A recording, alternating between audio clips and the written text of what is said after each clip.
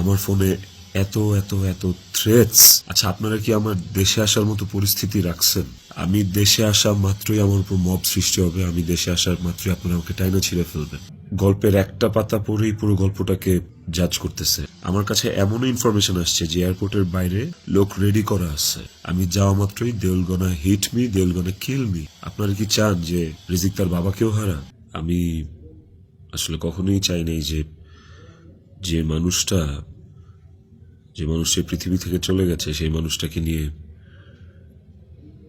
খুব বেশি বড় কোনো কনভারসেশন আপনাদের সাথে করতে।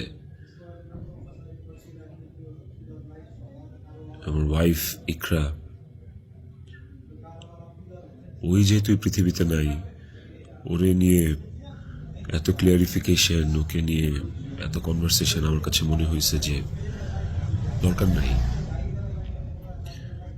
আমি বরাবরই আমার সংসারের ব্যাপার, আমার ঘরের ব্যাপার আমি ঘরে রাখতে পছন্দ করি। সেই জায়গা থেকে ওর মৃত্যুটা এমনিতেই আমাকে যে ট্রমা দিচ্ছে, ওর মৃত্যুটা আমাকে আসলে মানে পাথরই বানায় ফেলছে একরকম। এগুলো নিয়ে আমি আসলে কথা বলতে চাই নাই, কিন্তু আমার কাছে মনে হয় যে আপনারা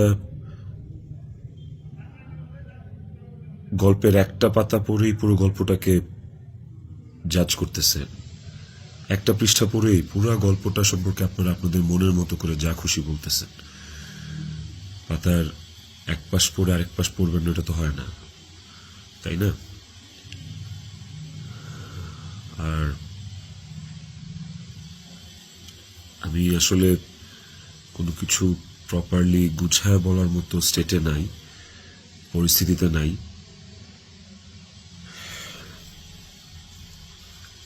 আপনাদেরকে আমি কয়েকটা কোয়েশ্চেনের অ্যান্সার দেওয়ার জন্য আসলে ভিডিওটা করতেছি,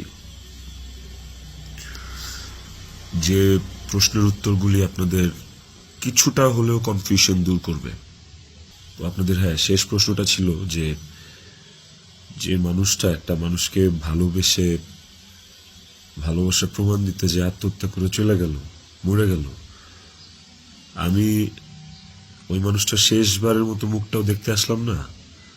এই যে আপনাদের প্রশ্নটা,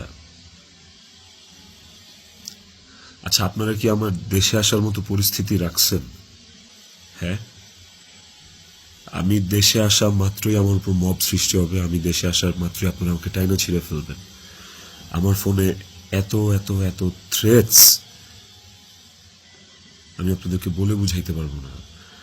আমার কাছে এমন ইনফরমেশন আসছে যে এয়ারপোর্টের বাইরে লোক রেডি করা আছে, আমি যাওয়া মাত্রই they will gonna hit me, they will gonna kill me. Police ধরে নিয়ে গেলে ওকে, আমি সেটা আইনিভাবে ফেস করব, কিন্তু এখন যদি আমিও মারা যাই, আমিও রিজিকের মার কাছে চলে যাই, রিজিকের কি হবে? আপনারা কি চান যে রিজিক তার বাবাকেও হারাক? এই ছেলেটার কি দোষ? এই ছেলেটা বড় হবে না? ও কিভাবে বাঁচবে? মায়ের অভাব কেউ পূরণ করতে পারে না।